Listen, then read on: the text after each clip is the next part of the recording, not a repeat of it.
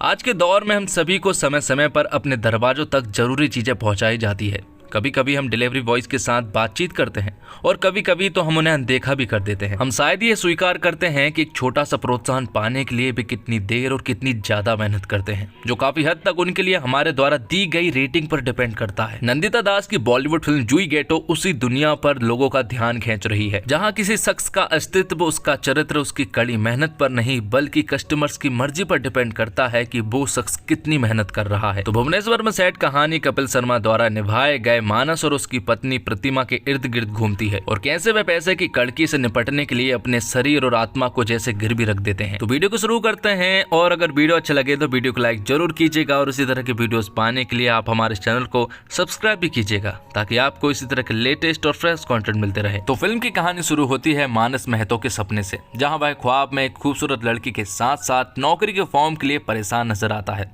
और तभी उसकी आंख खुल जाती है और हमें पता चलता है कि कोरोना के कहर के कारण मानस कारखाने में अपनी नौकरी खो चुका है। और मानस उस कारखाने में मैनेजर के रूप में था, जहां पर कि 100 लोग उसके अंडर काम किया करते थे। लेकिन किसी तरह से 8 महीने तक गुजारा करने के बाद अब मानस एक फूड डिलीवरी से डिलीवरी बॉय का काम करता है। दरअसल मानस और उसका परिवार झारखंड से उड़ीसा महज अच्छी नौकरी और जिंदगी की तलाश में आया है, मगर उस वक्त वो इस बात से अनजान थे कि उनके जीवन की चुनौतियों का अंत नहीं है। उसके घर में उसकी पत्नी प्रतिमा, एक बूढ़ी और बीमार माँ और स्कूल पढ़ने वाले 2 बच्चे हैं, एक लड़का और एक लड़की। और परिवार की आर्थिक तंगी के कारण प्रतिमा भी बाहर काम करने का सोचती है। दरअसल प्रतिमा बाहर औरतों को मसाज देने का काम करती है, जिससे उसे थोड़े बहुत पैसे मिल जाते हैं। लेकिन मानस चाहता है कि प्रतिमा काम ना करे। अब जब मानस अगली सुबह अपने काम के लिए निकलता है तो उसकी बेटी मानस को बताती है कि अब अगर आप किसी को फूड डिलीवर करेंगे और अगर आप उसके साथ सेल्फी खिंचवाएंगे तो आपको 10 रुपए एक्स्ट्रा मिलेंगे। लेकिन यहाँ पर मानस अपनी बेटी से कहता है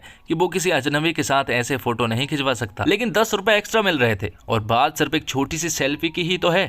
तो मानस ठान लेता है कि वो लोगों के साथ सेल्फी जरूर निकलवाएगा। यहाँ दूसरी तरफ प्रतिमा जब अपने घर होती है तो उसकी पड़ोस वाली औरत प्रतिमा से कहती है कि उसके लिए एक जॉब है, उसे बड़े घर में औरतों को मसाज देना है। लेकिन यहाँ पर प्रतिमा को ये काम ज्यादा अच्छा नहीं लगता है। दरअसल प्रतिमा को तो एक मॉल में जॉब मिल गई है, वहां पर उसे क्लीनर का काम मिला है, लेकिन ये काम भी थोड़ा अजीब है क्योंकि वहां पर उसे जेंट्स टॉयलेट भी साफ करने होंगे। यहाँ मानस ने ठान लिया था कि वो जहां भी फूड डिलीवर करने के लिए जाएगा वहां पर वो सेल्फी जरूर खिंचवाएगा, और इसी तरह से मानस पहुंच जाता है अपनी बेटी के प्रिंसिपल के घर पर, जहां पर मानस उन्हें फूड डिलीवर करता है और साथ ही उनके साथ एक सेल्फी भी निकलवाता है। बातों ही बातों में मानस को पता चलता है कि उसकी बेटी दरअसल उन्हीं के स्कूल में पढ़ती है, और यहाँ प्रतिमा उस रईस औरत के पास पहुंच जाती है मसाज देने के लिए, क्योंकि मॉल में क्लीनर की जॉब तो उसे कुछ दिनों के बाद मिलने वाली है और वो ऐसे घर में नहीं बैठना चाहती, इसलिए वो उस अमीर औरत के पास पहुंच जाती है उसे मसाज देने के लिए। वो अमीर औरत प्रतिमा से कहती है कि क्या वो उसके पति को भी मसाज देगी, जिस पर कि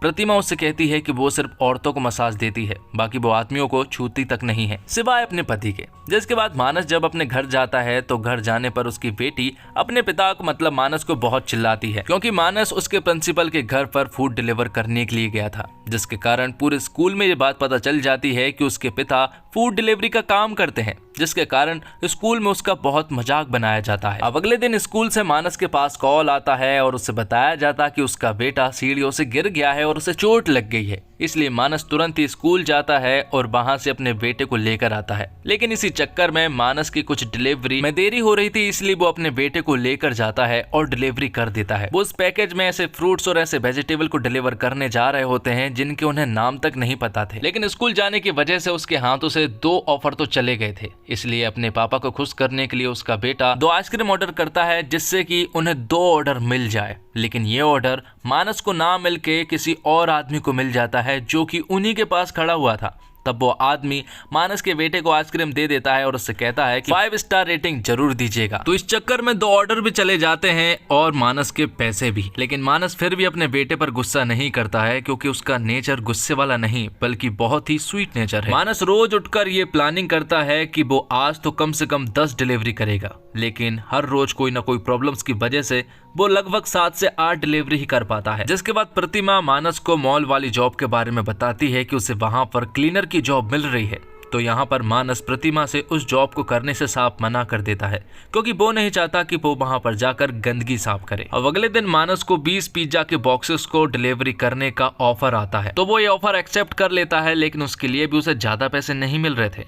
इसके कारण वो तुरंत ही उस जगह पर पहुंच जाता है जहां पर की एक बहुत बड़ी बिल्डिंग थी और वहां पर साफ लिखा हुआ था कि इस बिल्डिंग में डिलीवरी बॉयज को लिफ्ट अलाउ नहीं है। तब मानस बड़ी मुश्किल से सीढ़ियों के रास्ते ही उन 20 बॉक्सेस को लेकर जाता है, जहां पर कि एक कपल दरवाजा खोलता है और उसे मालूम चलता है कि ये लोग शराब की हालत में हैं और इन्होंने बहुत ज्यादा शराब पी हुई है। वो लोग यहाँ पर मानस से ठीक ढंग से बात नहीं कर रहे थे। साथ ही वो कहते हैं कि हमने सिर्फ 2 बॉक्स ऑर्डर किए थे, 20 बॉक्स गलती से ऑर्डर हो गए हैं, लेकिन मानस उन्हें वापस नहीं लेके जा सकता था, इसलिए उन्हें तो ये लेने ही पड़ेंगे। तो मानस उन बॉक्स को वहीं पर रख देता और आ जाता है। दरअसल वो आदमी उससे बिल्कुल भी ठीक ढंग से बात नहीं कर रहा था और मानस को बिल्कुल भी पसंद नहीं है कि कोई उससे बुरे बिहेवियर से बात करे, क्योंकि वो किसी से भी बुरी तरह से बात नहीं करता है। लेकिन इस चक्कर में वो आदमी मानस को बैड रेटिंग दे देता है और साथ ही उसकी कंप्लेंट भी कर देता है, जिसके बारे में मानस को तो बिल्कुल भी नहीं मालूम था। अब रात को फ्रस्ट्रेट होकर वो अपने घर पहुंचता है, जहां पर कि वो अपनी पत्नी से कहता है कि उसका इस शहर में बिल्कुल भी मन नहीं लग रहा है, उसका मन हो रहा है कि वो गांव वापस चला जाए। साथ ही यहाँ पर मानस को ये बात भी पता चलती है कि उसकी आईडी को ब्लॉक कर दिया गया है। दरअसल उस आदमी ने मानस की कंप्लेंट कर दी थी, इसी कारण उसकी आईडी को ब्लॉक कर दिया गया है। इसलिए वो अगले ही जुइगेटो कंपनी में जाता है और इसके बारे में पूछता है, तो उसे मालूम चलता है कि उसकी रेटिंग पूरी तरह से डाउन हो चुकी है और उसके खिलाफ एक कंप्लेंट भी दर्ज हुई है कि वो नशे की हालत में फूड डिलीवर करता है और लोगों के साथ बुरा बर्ताव भी करता है। इसी कारण उसकी आईडी को ब्लॉक कर दिया गया है। अगर तुम अच्छा परफॉर्मेंस दोगे तो तुम्हारी रेटिंग वापस आ जाएगी, इसलिए उसे काम करना होगा। लेकिन यहाँ पर मानस को ये बिल्कुल भी मंजूर नहीं था कि उसने ये काम किए। उसने तो कभी शराब को हाथ तक नहीं लगाई है। उसे बुरा तो ये लगा कि कंपनी वालों ने एक बार उससे पूछा भी नहीं कि क्या तुमने ये सब किया है, उसके ऊपर डायरेक्ट आरोप लगा दिए गए। तब मानस को बहुत ज्यादा गुस्सा आता है और वो इस नौकरी को छोड़ देता है। घर पहुंचने पर उसकी हालत काफी ज्यादा बुरी हो चुकी थी, क्योंकि आर्थिक स्थिति खराब होने के साथ साथ अब उसके पास एक जॉब भी नहीं है। अब वो घर का पालन पोषण किस तरह से करेगा, उसे बिल्कुल भी समझ नहीं आ रहा था। तभी मानस के पास प्रतिमा का एक वॉइस मैसेज आता है, जिसमें कि प्रतिमा मानस से कहती है कि उसे मालूम चल गया है कि उसकी आईडी ब्लॉक हो गई है और शायद अब वो काम ना कर पाए, इसलिए वो मॉल में जॉब करने के लिए जा रही है। ये सुनने के बाद मानस तुरंत ही अपने घर जाता है, जहाँ पर कि वो अपनी बेटी के साथ थोड़ा सा समय बिताता है और रात होते ही जब उसकी बेटी सो जाती है तो वो वापस मॉल में जाता है, क्योंकि प्रतिमा की नाइट ड्यूटी थी। वहां जाकर उसे पता चलता है कि प्रतिमा की ड्यूटी खत्म हो चुकी है और जब वो यहाँ पर मानस को देखती है तो वो थोड़ा सा डर तो जाती है, लेकिन बाद में उसे बहुत अच्छा लगता है कि उसका पति उसके पास आया है। जिसके बाद मानस अपनी पत्नी प्रतिमा को बाइक से नाइट आउट के लिए जाता है, जहां पर कि वो एक ट्रेन से रेस लगाते हैं और यहाँ पर वो बहुत ज्यादा खुश होते हैं, क्योंकि ये उनका बरसों का सपना था। और यहाँ उन्हें पता चलता है कि पैसे हो या ना हो, खुश रहना जरूरी है। कहते हैं सिनेमा वो अच्छा जिसका सबस्टेक्स तगड़ा हो। सबस्टेक्स माने जो दिखाया जा रहा है उसके भीतर आप और क्या देख सकते हैं। जुइगेटो के भीतर आप बहुत कुछ देख सकते हैं, जो सामने दिख रहा है उसके पीछे कुछ और भी प्लस है। रीड बिटवीन द लाइंस वाला मामला है। फिल्म में डायलॉग कम, दृश्य से ज्यादा बोलते हैं और फिल्म अपर लोअर क्लास के भेदभाव को दिखाती है। इसमें सोशल जस्टिफिकेशन बहुत अच्छा है। जैसे एक जगह प्रतिमा अपने बच्चों को स्कूल के लिए टिफिन बांध कर देती है, दूसरी ओर जिस स्कूल में बच्चे पढ़ते हैं उसके प्रिंसिपल के घर मानस डिलीवरी करने गया है। वो खाना प्रिंसिपल के बेटे को देता है और वो टिफिन के तौर पर वो खाना अपने स्कूल बैग में रख लेता है। बीच बीच में मजदूर मंडी दिखती है, आग में झुलसे आदमी पर वीडियो बनाने को आतुर कुछ असंवेदनशील लोग दिखते हैं और ऐसे ही तमाम सीक्वेंस जिनका कहानी से कोई सरोकार नहीं है पर समाज से जरूर है। और कई मौकों पर सोशल कमेंट्री जबरन घुसेड़ी गई मालूम होती है। एक आदमी जो मानस से दौड़कर पूछने आता है कि साइकिल से डिलीवरी हो सकती है या थोड़ी चीजें बनावट दिखती है। कपिल गाड़ी चलाया जा रहा है, वो आदमी पीछे दौड़े जा रहा है। ऐसे ही एक जगह असलम नाम के आदमी को मंदिर के अंदर जाकर डिलीवरी करने से डर लगता है। उसकी जगह मानस डिलीवरी करने जाता है। लौटकर असलम उससे कहता है, भाई आज तुमने बचा लिया। मानते हैं डर है, पर ये वाला डर थोड़ा जबरदस्ती लगा। और जुइगेटो सिर्फ एक सोशल ड्रामा नहीं है, बल्कि ये एक परिवार की भी कहानी है। एक परिवार कैसे कम संसाधनों के बीच कॉम्प्रोमाइज कर रहा है। ये लगभग 70% भारतीय परिवारों की कहानी है और पुरुष और स्त्री के संबंध का भी एक अच्छा रिप्रेजेंटेशन है। एक जगह प्रतिमा को ये पता है कि मानस क्यों परेशान है, पर वो मानस से इस बारे में नहीं पूछती। और आर्ट डिपार्टमेंट ने बहुत अच्छा काम किया है। चटाई, सिलाई मशीन और छोटे छोटे बर्तन से लेकर सब कुछ अपनी सही जगह पर है। फ्रेम में सब कुछ रियल लगता है। कई बार ऐसी फिल्म के साथ ये होता है कि धरातल की सच्चाई से प्रोडक्शन डिजाइन मेल नहीं खाता। यहाँ बिल्कुल ऐसा नहीं है। आपको एक भी चीज ऐसी नहीं लगेगी जिसके लिए आपको लगे ये थोड़ा ज्यादा हो गया। और नंदिता दास के डायरेक्शन में एक बात है कि वो हर जगह वोकल नहीं हुई है। कुछ कहा और बहुत कुछ ज्यादा दर्शक के लिए छोड़ दिया जाता है। जैसे एक सीन में जिसमें मानस और प्रतिमा ट्रेन से तेज बाइक दौड़ाने की कोशिश कर रहे हैं।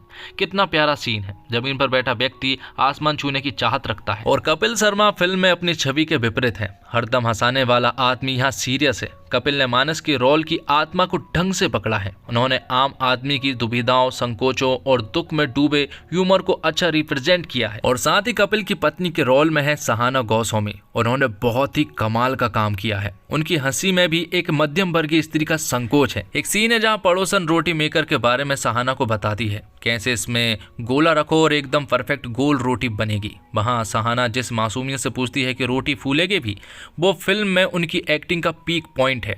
ऐसे कई पीक पॉइंट आपको फिल्म में देखने को मिलेंगे। और साथ ही मजदूर की जमात को भी फिल्म में रिप्रेजेंट करती है। क्योंकि फिल्म का किरदार मानस भी एक मजदूर है, उसकी कहानी की पैरेलल फैक्ट्री मजदूरों की कहानी भी चलती है।